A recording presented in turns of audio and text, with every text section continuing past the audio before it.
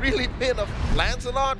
I would have even expected Hayabusa. Yeah. Like with the burst and the early damaging field control that Rora was rocking, an assassin that was a cleaner would have definitely worked. But now going in dangerous grass, yeah, I think they are once been twice shy from that Fanny. Oh, look at it. Rora on the blue side, Sora ban, Freya ban, and from SRG, they respond in kind, get rid of the Grok alongside with the Quad. I love how SRG after the Sora and Freya ban go, yeah, just get rid of the Claude. That's what they want to do. They just want to put it all on Doming and then just build around him. Rora did that last night.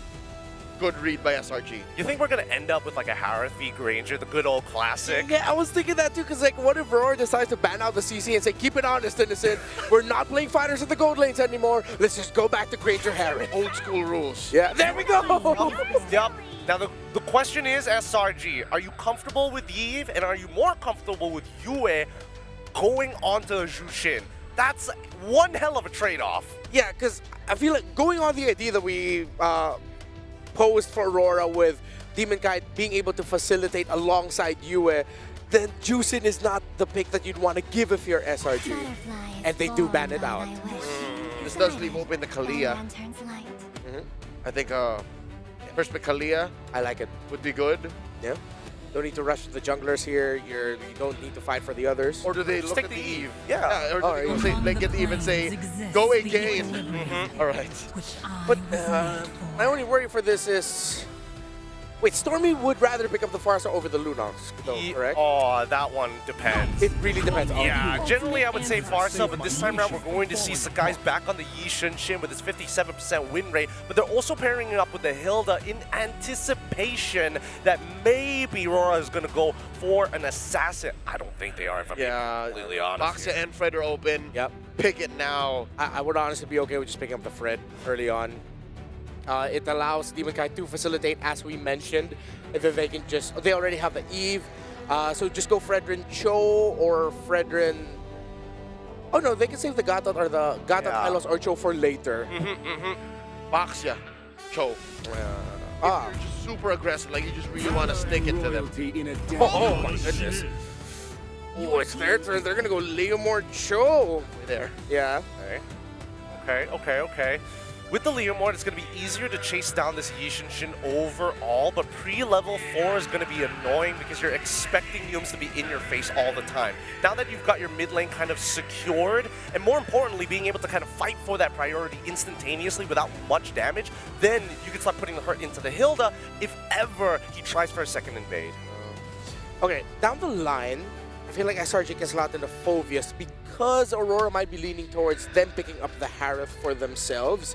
It's all very divey, but if you look at the box and all the combos that they can dish out, very good. Oh, so SRG pick it up for themselves.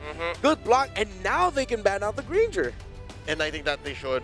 The Granger fits so well into what Rora wants to do. If you take out the Granger, what's left? Carry? I was like, carry, I'm not going to lie. That's it. So you ban both. Unless, and Aurora doesn't even have the room to go for fighters because if they're gonna be Leomord and multiple fighters, yeah, very slow. I mean, it's not as meta as it used to be, but there could be an argument for Moskov, and I think it's an interesting way to play because this could potentially open up saying, hey, maybe Arlo gets passed through into the EXP lane, and now you have one more addition of CC to help out Edward. I was actually thinking that maybe SRG would want to ban the Esmeralda because they can still slot in an Esmeralda Gold, but they read it. So yeah, I think I'm a little bit more on the Moskov boat now. That might end up becoming the pick for Rora later on. It looks like it's the only one left. What else has Doming Kite played? Looking at the gold, Freya's already been banned out. No more CC. Sora also gone in terms of the best ones. I don't think they're going to fighter. Yeah. Claude, Granger, Freya, Harith, Carry. That's it. Yeah, and they're going to need basic attack. I don't want them to even consider something like a Lunox to go to deal with a Harith. You don't need to do that. Just play it safe, play it slow. You already have a Leomord Cho and Eve anyway to bridge you to the late game. I like this a lot from Coach Arcade here because now he's taking advantage for the fact that he gets the ban first in the second phase. So he proposes the question, Esme, instantly getting a response from Rora saying, we have to get rid of the Uranus. Yeah. Now, what we're left with is no more sandbags in the side lanes. This is going to end up being Lapu Lapu. This is going to be potential Yuzong as well. Something a little bit more fight-oriented for both Edward alongside with Cram and with the Lunox ban as well. Yep. Wow. Even the compromised pick he would rather not deal with. Yeah. So he's saying, hey, carry, take it or leave it. Carry, Granger, pick. Yeah, the Granger was left Oh, open. so carry Granger, take it or leave it. Yeah, they decided to play into it. Why are they letting the Granger through? Is this a telegraphed Yuzhong? I'm thinking, yeah, maybe, because what if... I mean, Hilda's already most likely going into the roam. I mean, most Hildas in M7 did go into the roam. The ban of the low Yi. Really good stuff, really good stuff. I thought maybe that might slip through the draft for SRG side, but now I think this is a little bit of a compromise, right? What are they going to do at this stage of the game? With Hilda on your side, and there's not a lot of like mid laners, of course, self-sustaining when you're facing off against Eve Cho, you're going to lose mid priority almost straight away. If Aurora really want to focus on their box and team fighting theory and then just play it slow in terms of managing the lanes, they can pick up a glue depending on the matchup. If the XP lane is already shown here. So you'll have a glue and then you round it out with the Granger. I mean, theoretically, with the Eve, you're going up against a Harith. It makes sense. But that's only if you see the matchup. Because if you blind glue, it might be really tough. Zetian. Vision. There's so much vision. I mean, double the vision, double the fun, am I right? But yeah, at the see everything. And it's not like SRG is denying Rora. Rora's making their picks here with full freedom. Yeah. They're just not investing in it as much as SRG. This is a really interesting draft, right? Because again, you would have imagined that they're looking for multiple win conditions. And right now, the two clear win conditions for SRG is going to be Yishin Shin alongside with the Harrow. The Jushin is interesting because her passive, super useful at actually denying light entryways with a third hit of the G Kundo because it knocks him back, so he's not going to find the angle. They do get the Granger and they get the Lapu Lapu, so they get the instant impact right away, and Edward gets one of the iconic heroes for Filipino EXP laners. This is Aurora playing an old meta lineup featuring Leo Mord. Yeah. It's like if that was a Lancelot, you just said, hey, you mistyped Lancelot, and Leo Mord eventually became the pick. Or a Fredrin. Yeah, yeah. I like that buff guy. What, the horse guy? Oh yeah, Leo Mord. Both of which fits. I think here, blue? Probably. I mean, it feels weird if you go into the Yuzhong because now it's like, now we have a potential coin flip that we have to worry about. Alice, even more of a sandbag. It's still looking towards that team fight. Next year, Uranus. Oh, this is gonna be a tough one for Aurora. I give it to them though. The lineup does have the possibility of suddenly spiking up when Domikite gets the stacks on the Sky Piercer. But this is the thing you always have to watch out with an Alice though. It might get to the point where you just can't deal with it. Well, just a little bit of, you know, anti-regeneration is gonna go a long way, but I think right now SRG, their composition requires a lot of economy, which is why I'm leaning more towards Rora. Leo? Damage profile. I like Rora's more. Yep. This is not optimistic. This is actually just brass tacks we're talking. So let's see if Aurora can actually push this to 2-1 for them. Or will SRG be the first one to go to match a point? Welcome to game number 3. The series has been great so far. SRG has delivered bangers, so has Aurora, and I'm sure that we're going to have fun. Nice, Miracle, let's go. Welcome to We are going, and I'll tell you what, this is dangerous grass. This is a dangerous lineup, man. I would say from SRG. I like what they did. They got the Hilda. They've got a couple of grounds covered. Whoa! That's what I'm. Oh my That's what I'm God! saying. It's dangerous. Yeah, it is. It definitely is dangerous. You walk in, you never know. There's a sneaky Hilda in the bush, but the fact that they also got the regen means Yue will go down to Stormy. You have to respect the 100% win rate. Since Yue's regen was popped, he should have recalled, dude. Dude, that's dangerous range too. That was what I was gonna get. I mean, look at. Oh my goodness, dude! Like, don't stay, please. Go home. Okay. Yes, Light. That range from Zetian is pretty crazy. This is what we all experience now, especially on the buff. That technically. What do you do? Like, how do you lane? Why are you late against that? Maybe don't walk into the bush against a Hilda first level 1, and then recall after your regen gets popped, right? Like, there are 2 steps before that, or before we get to this position. But now that we're here, yeah, I don't know how they're gonna lane against this Etienne, dude. We were talking about instant prio, but if you get poked that much, there is no instant prio here for the Cho and the Eve. Yeah. Oh my goodness, dude. I mean, on top of it, like Gideon mentioned, you know, during the draft, one of the great things about the Etienne is you have that passive built in to kind of, oh man, it just looks like they're playing range everywhere. Oh, okay. For a second, I thought he had flicker because damn, he's going in aggressive. That's why I was saying this lineup is dangerous in itself, because SRG is able to go ahead and capitalize on a lot of that. And not to mention the amount of vision that this lineup gives them too. So what this means for Aurora Gaming Philippines is that they have to choose their windows of opportunity very crucially. They got to be on point with it.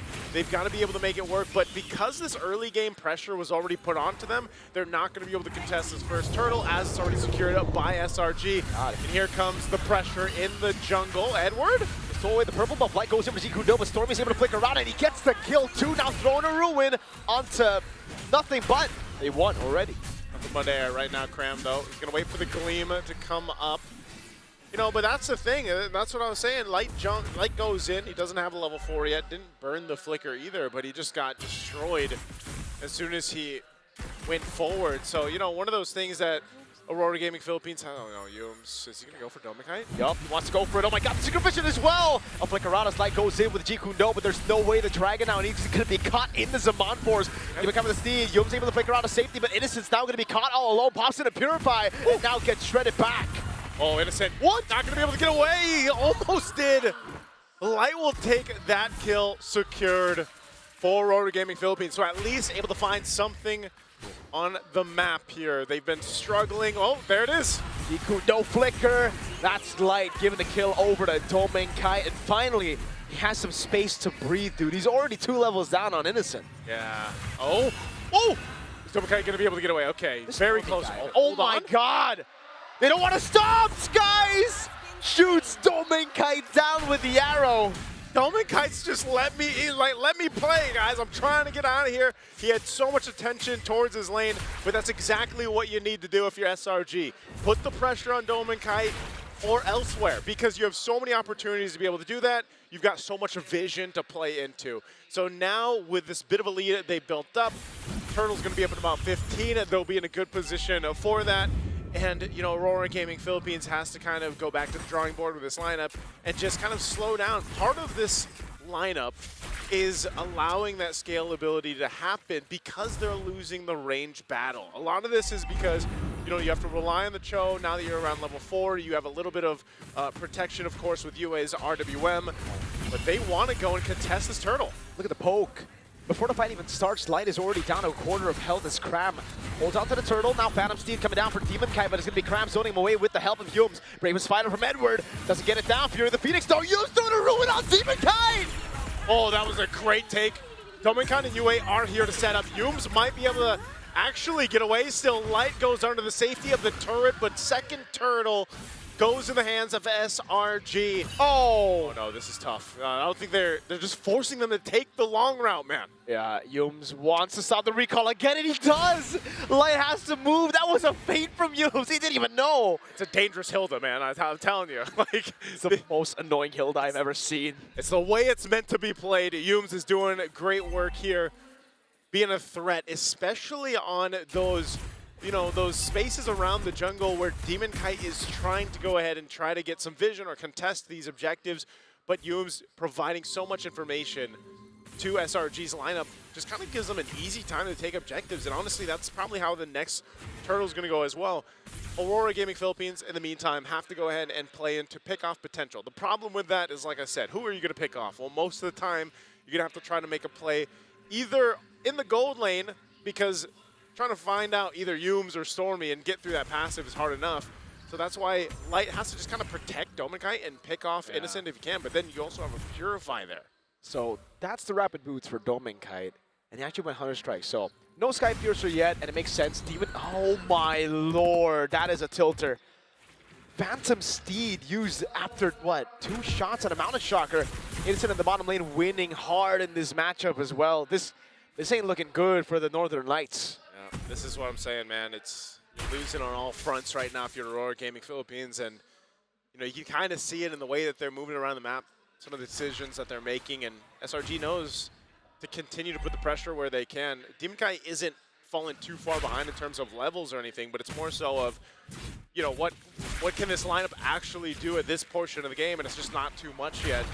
So it's kind of more of a survival strategy for Rora right now. This last turtle of the game's coming up.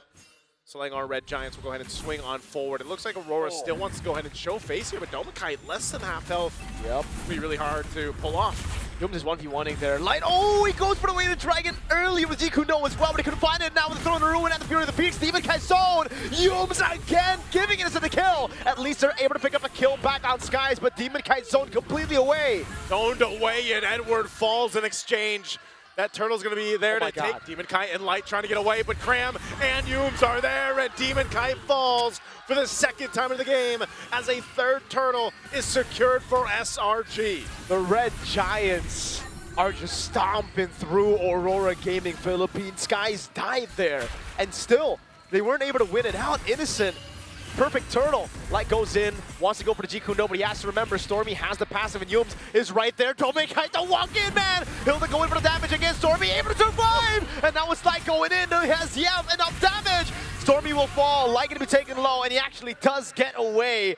But man, for the price of Domikite, and now he dies as well! Oh, Light's trying to run, but Yums is locked on target, and Light will survive.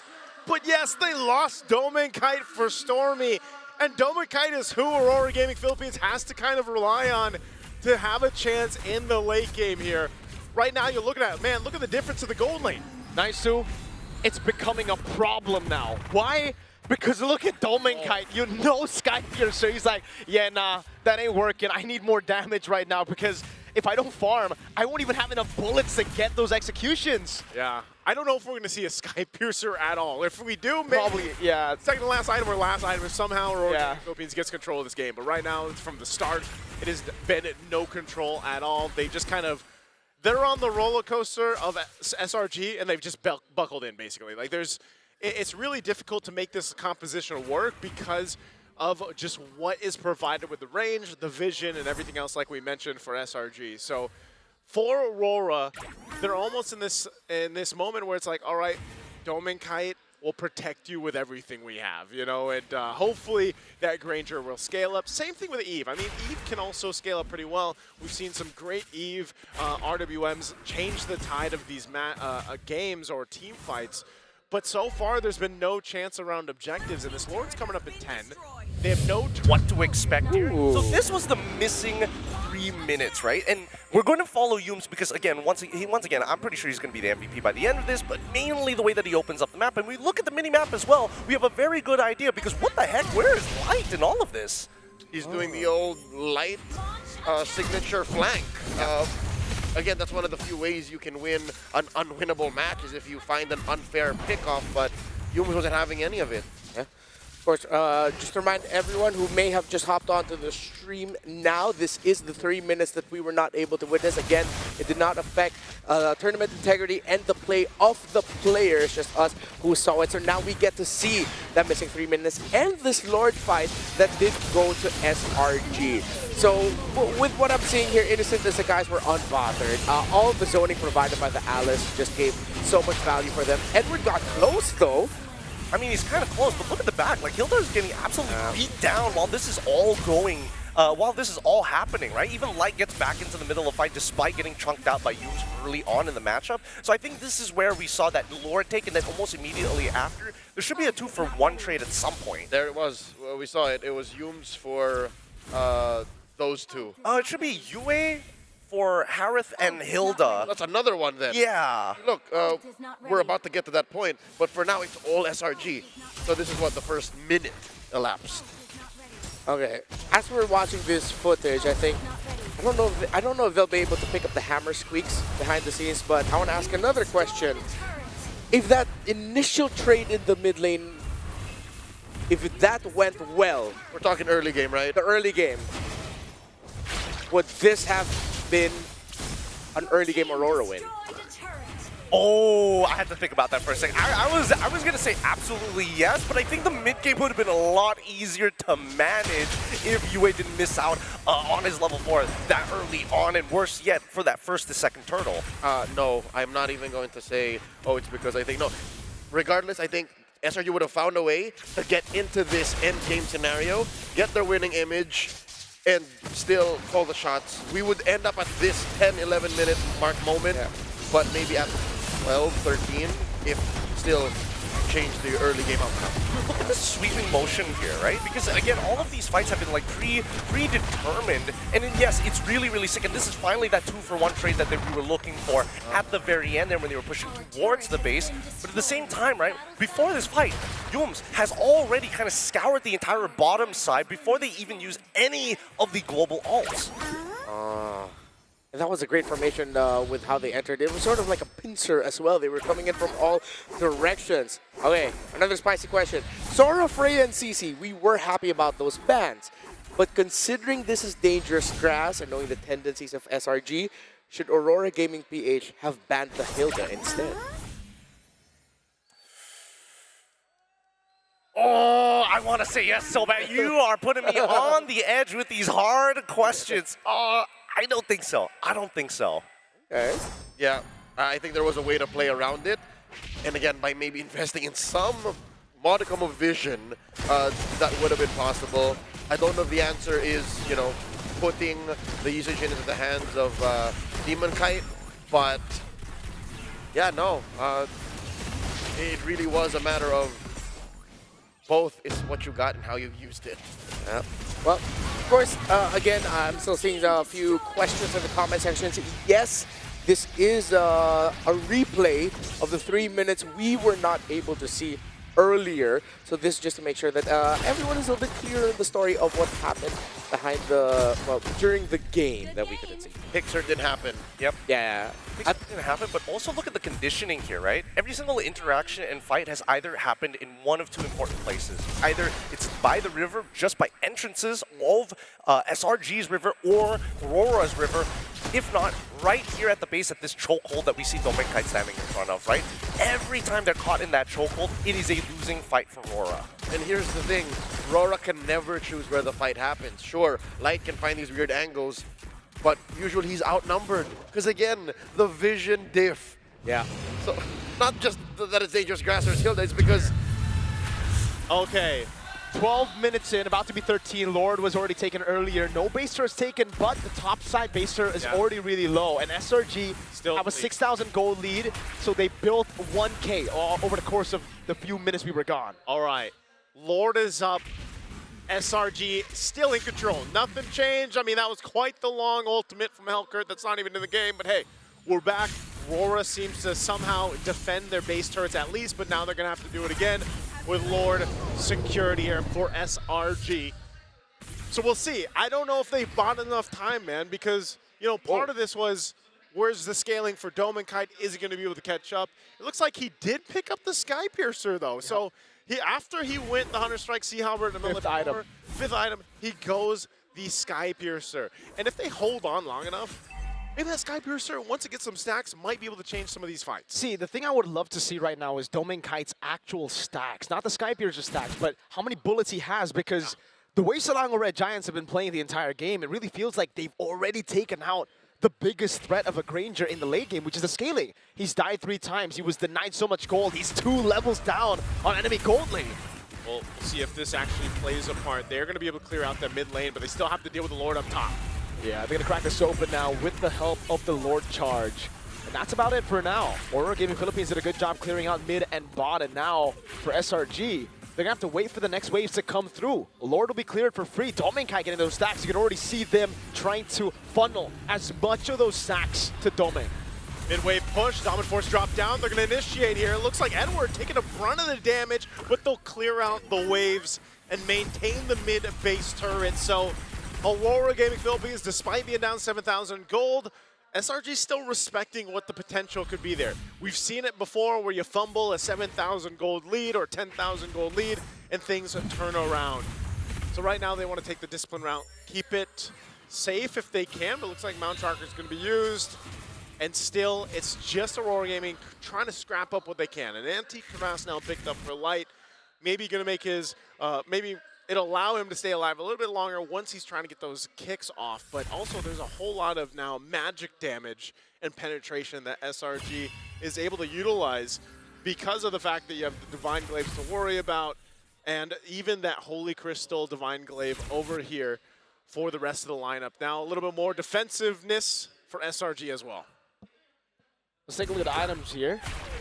Okay, so Innocent's already fully built up as well, and somehow, again, Domenkite, it's through those waves and the lures that they were given that they are able to actually climb back up, because I think it was a bigger lead earlier for Innocent, probably because he also died. So he's building towards that last item, and I don't know if that's Blood Wings? I assume it is Blood Wings. Blood Wings. Yeah, maybe potentially Blood Wings. Not sure what else he would want to go here on the Harith. But nonetheless, you got quite a bit of scaling. I mean, even looking at Cram, he's got a Guardian Helm plus the Ice Queen Wand to go ahead and help slow down the members of Rora Gaming Philippines once he jumps on in. He's tanky enough to just soak up a lot of damage. So this Alice might be a problem. And that's why Light's job right now is pretty difficult. You know, he's got to be able to go ahead and find a way, not just to find a way, but also provide the information that's needed here, because we're seeing how difficult it is for Demonkite as well to make use of this Leomord, who's been such a strong hero pick throughout the M7 World Championship right now, but it looks like they want to go ahead potentially contest this if they can find the angle they're looking for. Light's swinging on around. Whoa. It's going to be a reset on the Lord, though. Yeah, look at Yums. Rora trying to get control over the Lord. They're actually going to be able to take the aggro, but Yums gets a really good flank here in the behind. That's the Mountain Shock coming down, and Yums has a position on Domenkite. Fear the Phoenix coming down, and it's the Skies Mountain Shocker! Domenkite is gone in an instant, and now Rora's on the run. But with those 2 kills as Yue fell as well, SRG gives the call. They want to push down the bottom lane. That's the problem when you play a clean front to back. Yums doesn't care, and it cancels out the recall of Demonkite. What a read by Yums! And there's no way Demonkite can go for the 1v1 here. It's gonna be Innocent jumping into Zaman Force over on Edward. He's trying to buy some time. Light doing a good job at forcing the minions to the mid-turn, but he will fall. Oh, they clear out the minions so they stay a little bit longer. Demonkite still being chased down, and he just wants to buy enough time. You have Edward still alive, but can he delay this further? Now it's Innocent again. Zaman Force coming down. Edward already used the Bravest Spider. He's going to go down. And Selangor Red Giants are a game away from etching their names, their region, into the history books. SRG came out swinging once again in this Game 3 against Aurora Gaming Philippines, and they made it look so good. Just a great performance. Again, synergy as well on display here from SRG. And you can see the faces here of Rora. They have a lot to consider with this one. From start to finish, just was not the way that they wanted to make things happen. And you got to say, man, this was a composition, a draft. Great things there, especially from Coach Arcadia, to make this draft work. The range aspect of this and that dangerousness, as I like to call it, on dangerous grass, was so good here on display from minute 30, actually 30 seconds into the game. And we look at the highlights through this, I mean, they just had full control and took what they wanted. It's so beautiful because Yum started that off with the Power of Wilderness, and then they chained it together so well with the Fury of the Phoenix, and then Sky's Mountain Shocker, the nail in the coffin for Domenkite and for Aurora in Game 3. Such a great performance here once again from SRG. We got to go ahead and throw it over to the panel to break down this game because there was a whole lot here that happened, and especially what we didn't see and what we did see. Let's throw it to the panel. Again, what we did see is that SRG had all the vision in the world to work with. The Yi Sun-Shin, the Zetian, and of course Yumes being relentless with reading the rotations of Aurora. There's a cruel irony to it. It was a Zetian picked up by Aurora Turquia that helped deliver the major win for them in the beginning of their series against SRG. Now it's Stormy on a Zetian delivering a crucial victory for SRG. They now go to match point with a Zetian. That's what I was saying earlier before this match even began.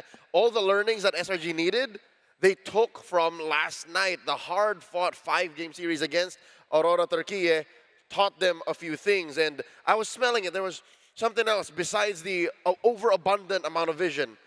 The reasoning as to why they were willing to give Rora the Granger and the carry was because they were planning for this all along. We're in dangerous grass. The Hilda is naturally going to be jumping into your face. Yep. They have the Zitian. They can set up these long-fought initiations from the Alice. And not to mention the Harrods. They were going to rotate towards the Harrods lane very early on. I don't know, but I think I speak for a majority of Rora fans out there. I call espionage. I think that something is wrong here because, again, the vision is good, and I agree that the Dangerous Grass has not been Rora's favorite map because there's too many times where a single, well, most of us would say, hey, that's a miscommunication. They literally couldn't see some people, and that's very frustrating to deal with, especially when you have a quote-unquote global vision composition on the opposite end. Yeah. I feel like the Eve is just not working out for Aurora, mainly because SRG are willing to play into it. They really don't mind. The 2 games that we've seen Aurora play that Eve, SRG knew what to do, especially with the initial trade. Everything began, I feel like, because of the initial trade in the center when we started seeing the Cho and the Eve just struggle to handle the lane against the Zetian. The little missed time of Light deciding to go elsewhere, of course, can't blame him for that, but Yume's waiting in the bush, jumping onto Yue, bringing that Eve down low, and then meaning that Stormy just dictates the tempo of the mid-trade. That's the thing. I really believe that, especially at this level, there's a lot of feints. There's a lot of expectations when you start walking into your lane. Consider this. Consider that there's already Hilda on the opposite side. What's more likely to happen? That you would spot Hilda out in the river checking either maybe the orange, maybe the purple buff, or is he going to show up in the lane? That's the 50-50 risk that he takes when he walks up into these bushes.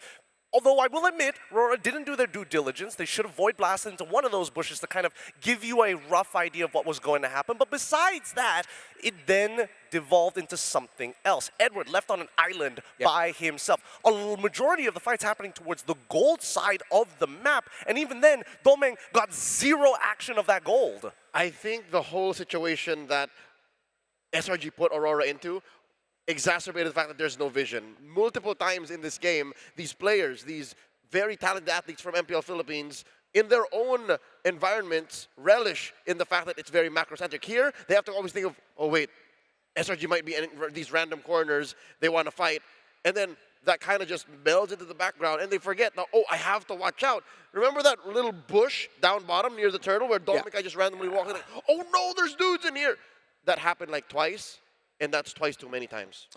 Of course, gotta acknowledge, and of course, we apologize for the technical issue encountered during the 3rd game of Selangor Red Giants versus Aurora Gaming Philippines that went on for about 3 minutes.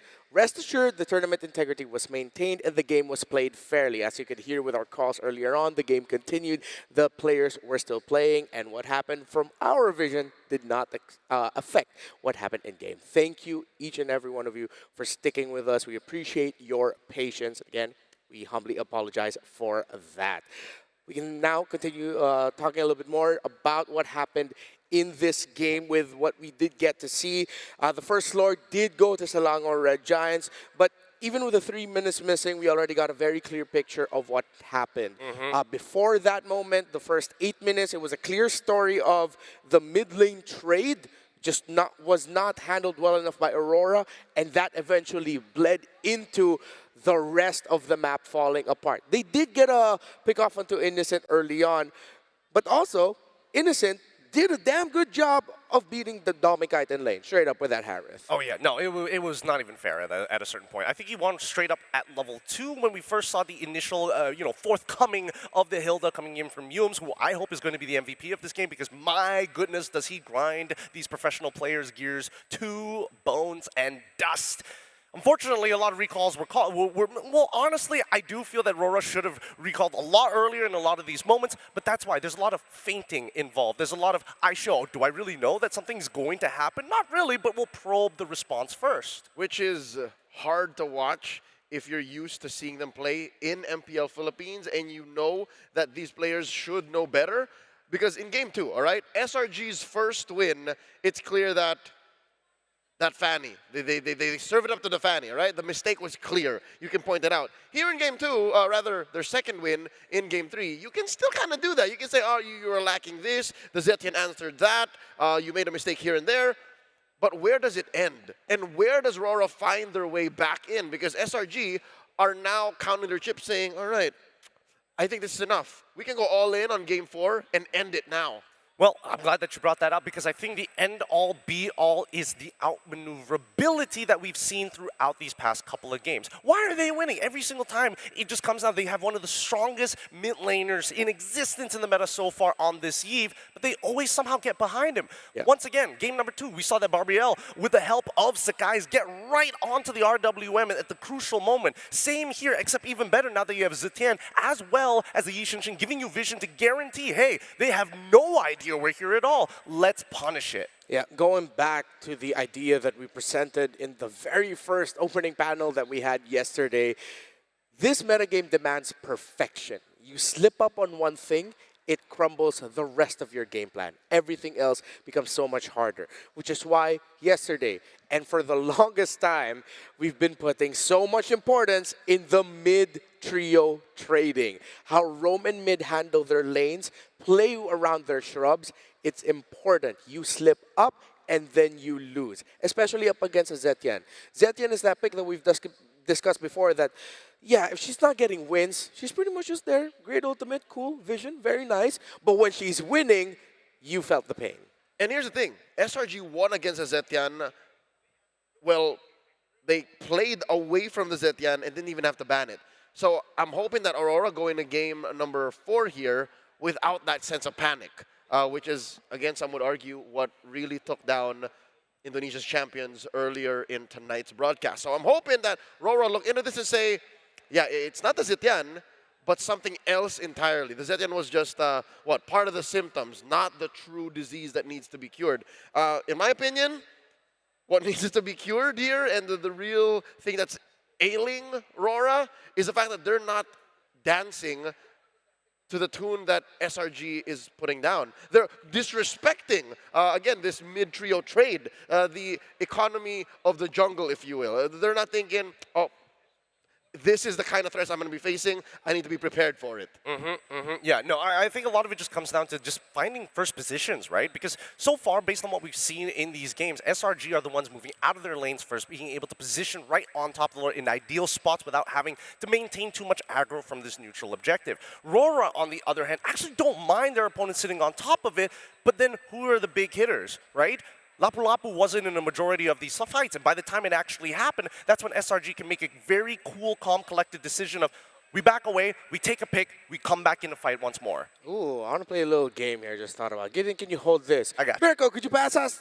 Could you pass us that hammer there? Okay, nice who heard me and said, nice. So could you pass me that hammer real quick? Just throw it. Just throw it. Hammer me. I'll catch it. I'll catch it. Oh God, that's terrifying. Okay, it's scarier with Naisu. Okay, first, real quick.